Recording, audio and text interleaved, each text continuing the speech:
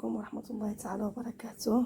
مشاهديني الأعزاء، أنا جيتكم اليوم بوصفة جديدة اللي طلبها مني بعض الأخوات ولحوا عليا بزاف بأني نقدمها لهم إن شاء الله، ونتمنى نكون عند حسن الظن ديالهم إن شاء الله يا ربي.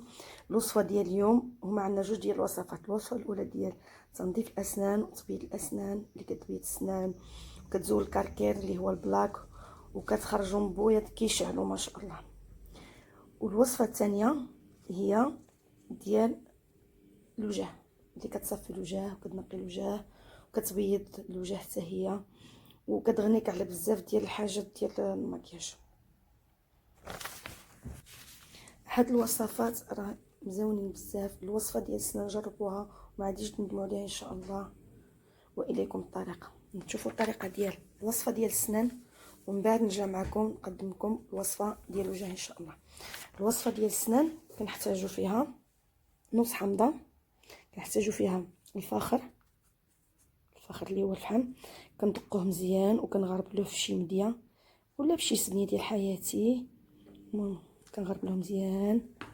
وعندنا خميره ديال بيكنج باودر، خميره ديال الحلويات اولا بيكنج باودر، يعني كتباع في الفارماسي في الصيدليات. ديك بودره ديال بودره ديال كربونات الصوديوم موجوده في الصيدليات، واللي ما عندوش يقدر يستعمل خميره ديال الحلويات. انا نوريكم الطريقه ان شاء الله ديال وصفه الاسنان ونرجعوا للوصفه ديال الوجه ان شاء الله. الوصفه ديال الاسنان كنحتاجوا فيها معلقه ديال خميره الحلويات ديال بيكنج باودر اولا اللي قلنا كربونات الصوديوم اللي متوفره في الصيدليات. كنحتاجوا راس معلقه ديال الفاخر، شوفوا مزيان الفاخر مدهوق مطحون ومغربل وكيتباع عند المحلات. كنخلطوه مزيان مع بعضهم. هاد الوصفه رائعه رائعه رائعه بزاف والله العظيم. كتصفي السنان، كتزول ديك الكركير، كتزول البلاك، راه ما كتخلي حتى حاجه في السنان، تخليهم رائعين كيشعلوا. كنجيبوا الحامض كنعملوا عليها شويه ديال الحامض بهاد الطريقه. شوفوا كيف كيبدا يغلي. ملي كيبدا يغلي هذا كنديرو هكا ونبداو نحكو السنينات ديالنا. انا غنمشي نحك سنيناتي ونرجع معكم ان شاء الله. انا من بعد ما حكيت سنيناتي رجعت عندكم ونقول لكمش كيفاش كنحس واحد الانتعاش، واحد النظافه في دقمي صراحه. والله الا يعني ما كرهتش نوريكم التجربه قبل وبعد، ولكن ما جبرتش عليها، سمحوا لي بزاف، ولكن نجربوها والله ما تندموا عليها. راه كتحمق، نتيجه رائعه رائعه رائعه بزاف. راه كتنقي السنان وكتصفي الدخون، كتحسوا بواحد الانتعاش وكتصفي، المهم كتخليهم بواحد اللمعان رائع. وحين كداوموها يعني المده، انا نقول لكم على الاقل مره في الاسبوع، ما تصلحش تعملوها يوميا على حسب بيكنج باودر والحامض يقدروا يرزيو لكم اللثه ديال السنان. يعني اذا استعملتوها دائما كتقدر تدهر لي السنان. ولكن اذا بغيتوا تستعملوا الفاخر يوميا، يعني بوغ توجور تحكوا سنانكم بكولكات مع الفاخر، بامكانكم تحكوا سنانكم يوميا بالفاخر والليمون والحامض وبيكنج باودر، تستعملوا نهار في الاسبوع.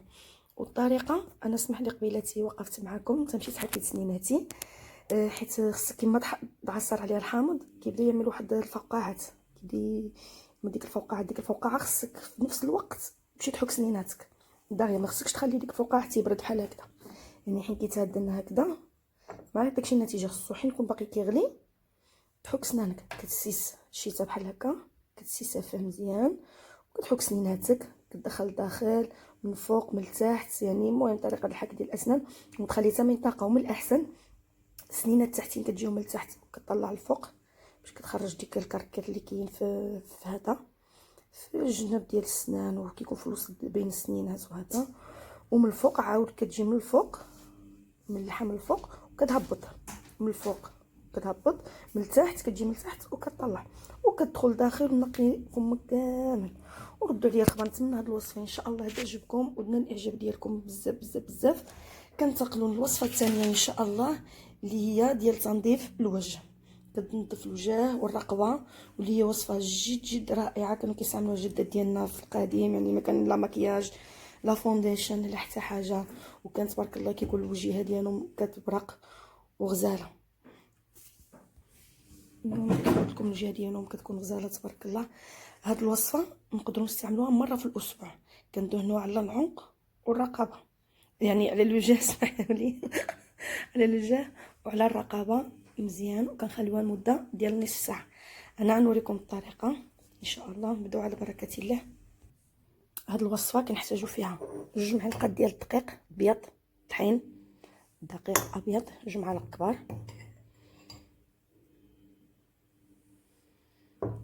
وكنحتاجو فيها معلقه ديال العسل كبيره. كنحتاجو معلقه ديال العسل، سمحوا لي لان كنصور بيد وحده، الا كنتصور ماشي واضح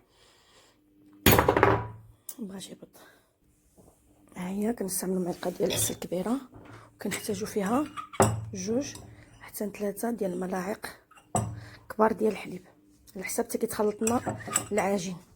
انا غادي نخلطو ونرجع معكم. سمحوا لي انا قلت لكم ما كاين اللي يساعدني هنايا في الدار، وليدات في المدرسه، واذا سنيت وليدات يجيو من المدرسه راه ما يخليوني نعمل والو. انا قلت غادي نقدم لكم هذه الوصفه اليوم شنجله في الصباح من يجيو الوليدات. الخلطه ديالنا جاهزه، الوصفه ديالنا جاهزه.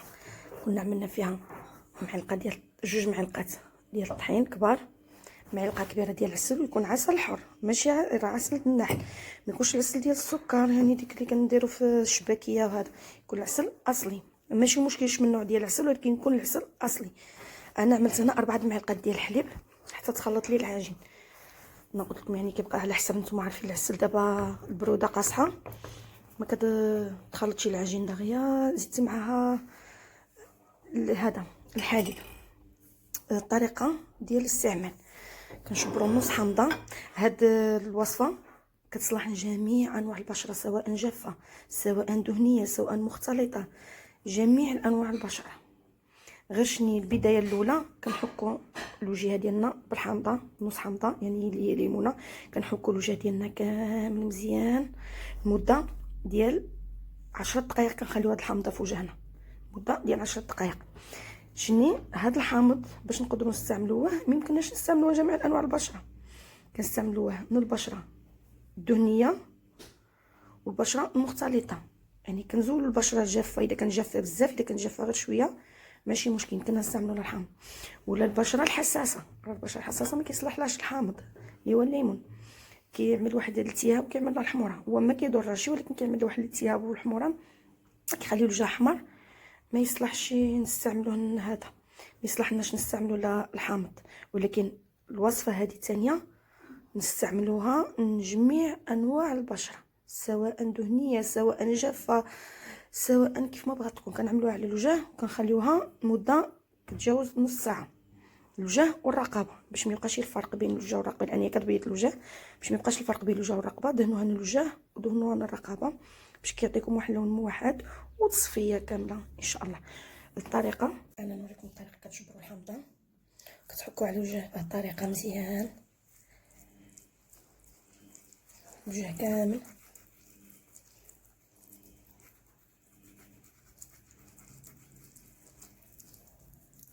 راه الحامض كما كتعرفوا راه مهم بزاف للبشره، راه مزيان كيصفي وكيبيض، حق فيتامين سي اللي فيه كيعطي واحد اللمعان حتى هو للبشره.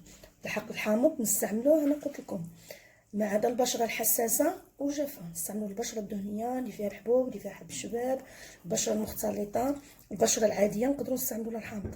البشره اللي هي جافه وحساسه سونسيبل ما نستعملوش الحامض. كنخليوها هيدا المده ديال 10 دقائق ونرجع نوريكم كيف نعمل الوصفه. من بعد ما عملت ليمون وخليته المده ديال نصف ساعه ربع ساعه 10 دقائق سمحوا لي، المده ديال 10 دقائق. هيدي يعني حنا نعتبروا هذا هو الوجه ديالنا. كنشبروا الماسك كنجيو كندهنوا بهذه الطريقه. كنبداو من الاسفل، يعني هذا نتخيلوا الفم ديالنا من تما الفوق، من الاسفل للفوق كنعملوها بهذه الطريقه. كنخليوها في الوجه ديالنا وفي الرقبه مده ديال نصف ساعه، كندهنوها بهذه الطريقه وكنخليوه ينشف مده نقول لكم ديال نصف ساعه. انا غنخليه يبس لي في يدي ان شاء الله، لان كنوريكم في يدي سمحوا لي ما جبرتش على ما نوريكم. من بعد ما ينشف لمده ديال نصف ساعه نرجع معكم ونوريكم كيفاش غادي نزولوه. نتمنىكم تجربوها، راه طريقه مزيونه بزاف، وتخلوا لي التعليقات ديالكم في الكومونتير، راها رائعه جدا جدا جدا الصراحه. وصفه مزيونه بزاف وسهله وبمكونات جد بسيطه وموجوده في كل دار في كل بيت، ونتمنىكم تجربوها ان شاء الله. من بعد ما جلست نصف ساعه شوفوا ودي كيف كيرجع كيف كيبس. دابا كنحكوه بهذه الطريقه.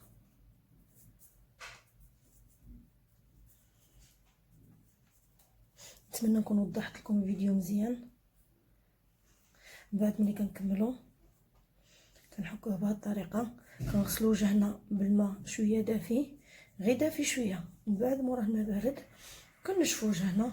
ونحاولوا من الاحسن نعملوا هذه الوصفه بالليل لانها كتفتح لنا المسامات وكتصفي لنا البشره ديالنا باش نرتاحوا بالليل وما ندهنوا حتى حاجه من موراها. من الاحسن اذا مشينا منها بالنهار كنحتاجوا ندهنوا موراها اكرون ديال الشمس، لان اي وصفه عملتي في وجهك واي حاجه استعملتيها في وجهك بالنهار خصك موراها اكرون الشمس، ولكن بعد واحد نصف ساعه، لان حين كيتحلوا المسامات وكتنقى البشره كتنظف البشره، حين كنجيو نعملوا لها اي كريمه ولا اي حاجه اي اكرون اي مكياج بحال اللي كنطمسوا لها المسامات ديالها، ديك الوصفه بحال اللي ما عملنا والو. شوفوا ديك كيفاش حمر. من بعد حين كنغسلو كيرجع مزيان، ايوا كيرجع للجهه بلوطه غزاله وتصفيه، وكتزول النموش ديال القيله الكلاف اللي كيكونوا جاو بالقيله ولا بالحماله. راها الصراحه وصفه رائعه بزاف بزاف بزاف والله العظيم. نتمنىكم تجربوها، تخليو لي التعليقات ديالكم باش تدعموني ان شاء الله. المره اللي ما جاي ان شاء الله نبقى نزيد لكم مزيد من الوصفات ومزيد من الشهيوات ومزيد من الحاجات.